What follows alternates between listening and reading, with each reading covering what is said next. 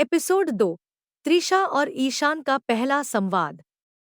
स्थान, एक छोटी सी कॉटेज जहां ईशान त्रिशा को रात बिताने के लिए ले जाता है। बारिश अभी भी जारी है और आसमान में बिजली चमक रही है। कॉटेज का माहौल सर्द और रहस्यमय है। त्रिशा और ईशान गाड़ी से उतरते हैं। ईशान कॉटेज का दरवाजा खोलता है। कॉटेज अंदर से साफ सुथरा और व्यवस्थित है, लेकिन हर कोने में एक अजीब सी खामोशी है। त्रिशा थोड़ी सहमी हुई दिखती है। ईशान, दरवाजे से हटकर, आइए, अंदर आ जाइए। यहाँ सुरक्षित महसूस करेंगी। त्रिशा, हल्की हिचकिचाहट के साथ, धन्यवाद। आपने सचमुच मेरी बहुत मदद की। दोनों अंदर आते हैं। ईशान फायरप्लेस की ओर बढ़ता है और लकड़ियां जलाने लगता है। त्रिशा खिड़की के पास खड़ी होकर बाहर देखते हुए सोच में डूबी हुई है। ईशान, हाथ साफ करते हुए, ठंड लग रही होगी। आग ताप लीजिए। त्रिशा, पीछे मुड़कर, हाँ, यह काफी अच्छा है। वह आग के पास आती है। दोनों के बीच कुछ पल की चुप्पी रहती है। त्रिशा माहौल को हल्का करने के लिए बात शुरू करती है। त्रिशा, थोड़ा मुस्कुराते हुए, आप हमेशा ऐसे अजनबियों की मदद करते हैं, या मैं कोई खास मामला हूँ? ईशान, हंसते हुए, आप इसे किस्मत कह सकती हैं। वैसे भी यह इलाका ज्यादा सुरक्षित नहीं है। त्रिशा, गहरी सांस लेते हुए, यह जगह सचमुच अजीब लगती है। जैसे जैसे हर कोने में कोई कहानी छिपी हो। ईशान, गंभीर होते हुए, हर जगह की अपनी कहानी होती है, त्रिशा। कुछ कहानियां सुनाने लायक होती हैं और कुछ दफन करने लायक। त्रिशा ईशान की बातों का मतलब समझने की कोशिश करती है। उसकी आंखों में उत्सुकता झलकती है। त्रिशा, जिज्ञासा से, आप मुझे जानते हैं? मेरा नाम कैसे? ईशान, मुस्कुराकर, आपने कल रात बताया था। याद है? त्रिशा, थोड़ा असहज होकर, ओह, हाँ, शायद। दोनों के बीच एक बार फिर खामोशी छा जाती है। बारिश की आवाज और लकड़ियों के जलने की खड़खड़ाहट कमरे को भर देती है। ईशान अचानक त्रिशा की ओर देखता है। ईशान, हल्की आवाज में, आप क्या करती हैं, त्रिशा? त्रिशा, आराम से, मैं एक पत्रकार हूँ। नई जगहों पर जाना, नई कहानियां ढूंढना, यही मेरा काम है। ईशान, मुस्कुराते हुए, तो आपकी इस जगह पर आने की वजह कोई कहानी है? त्रिशा, सोचते हुए, हाँ, शायद। मुझे ऐसी जगहों पर जाना पसंद है जो रहस्यमय हों। ईशान, थोड़ा गंभीर होकर, और क्या आप जानती हैं कि रहस्य हमेशा सुंदर नहीं होते? त्रिशा, हंसते हुए, मैं पत्रकार हूँ, ईशान। सुंदर और खतरनाक, दोनों का सामना करना मेरी आदत है। ईशान, थोड़ा मुस्कुराकर, आदत अच्छी है, लेकिन यह जगह खतरनाक से थोड़ा ज्यादा है।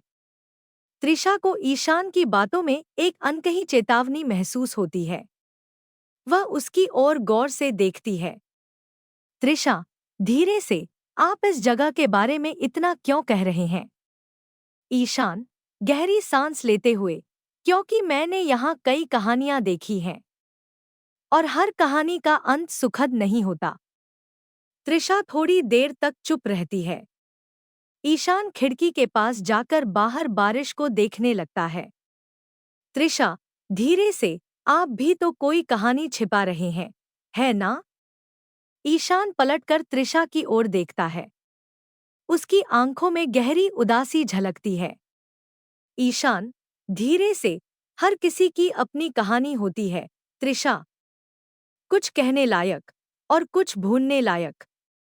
त्रिशा, गंभीरता से, और आपकी कहानी? ईशान, मुस्कुराकर, शायद किसी दिन, जब समय सही हो। त्रिशा ईशान की रहस्यमय बातों में उलझी रहती है। वह जानती है कि ईशान का व्यक्तित्व गहरा और पेचीदा है।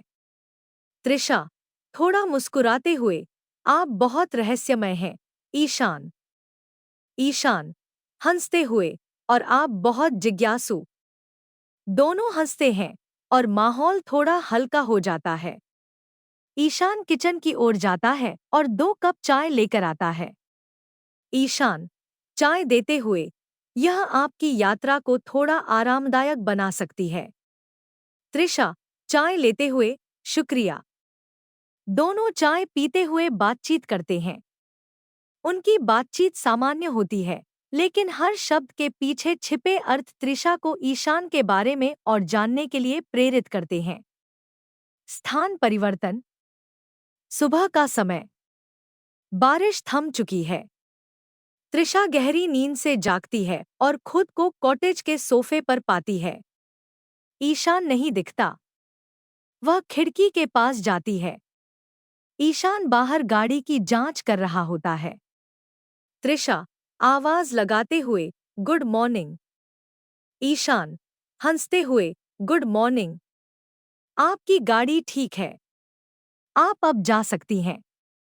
त्रिशा, थोड़ा हिचकिचाते हुए, आप मेरे साथ चल सकते हैं? ईशान, मुस्कुराकर, नहीं, लेकिन आपको यहाँ से सही रास्ता दिखा सकता हूँ। त्रिशा उसकी आंखों में देखती है। वह कुछ कहना चाहती है, लेकिन कह नहीं पाती। त्रिशा, हल्के स्वर में, धन्यवाद, ईशान। ईशान, गंभीर स्वर में, ध्यान रखना, त्रिशा। यह दुनिया उतनी सीधी नहीं है, जितनी लगती है। त्रिशा गाड़ी में बैठती है और ईशान उसे रास्ता दिखाता है। दोनों के बीच एक अजीब खामोशी रहती है, जैसे दोनों के पास कहने को बहुत कुछ हो, लेकिन शब्दों में नहीं ढाला जा सकता।